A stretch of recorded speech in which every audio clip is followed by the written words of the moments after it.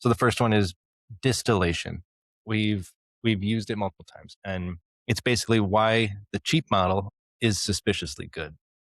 So it matters now because of the story we talked about earlier. The Alibaba's Quen Lab ran 28.8 million exchanges against Claude using about 25,000 fake accounts over the course of a few months. And what it was doing was asking it questions, gathering the answers, and using these answers to rebuild Claude in a cheaper way, in a more concise, more condensed model that can do the same thing as Claude just by asking questions and saying, hey, how do you work basically? What would you do in this scenario? What are your trade-offs for these, for this, and this, right? Like, what would you prioritize in this instance? Right. So what is it in plain English? Distillation is basically teaching a small, cheap model by having it copy the answers of a big, expensive one.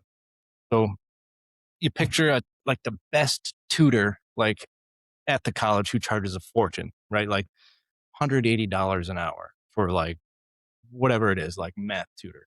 You can't afford him or her. So you send out thousands of questions.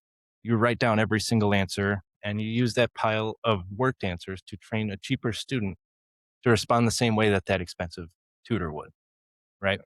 The student never learns the way that the tutor did. The student just learns what the tutor would say for like an answer for each question, right? So that's basically distilling this tutor into a more inexpensive, newer tutor, like younger, Mhm, mhm. tutor. So this is done in the open, right? It's normal and it's useful. This is basically how, like we talked about in the episode, this is how ChatGPT was made off the open internet. This is how Claude was made off of ChatGPT, and this is now how Quen is enhancing itself against Claude, right? The labs distill, they do it to their own models as well. Like the labs distill their own big models into small, fast ones on purpose. So the fight starts when you distill someone else's model, right? Without permission, or even in this case, like technically, and this is a discussion for, better legal minds than we are. Quen paid the subscriptions, paid API billing tokens, pricing, and they paid for every query and prompt they made. So saying they did it without permission is a legal matter, right? It's a legal discussion. What are the terms of service of Claude are, but they paid for the prompts, they asked the questions, they got the answers. They didn't hack at Claude. They didn't like do anything malicious. They literally asked questions, got the answers. They paid for API access. They fired off 28 million questions at the best model that Claude provides. They gathered all the answers, saved them, and now they're training their own model off of it. So you get most of the capability for a fraction of the cost. That's what the end goal of distillation is. And you skip the $1 billion like process of building it up from nothing.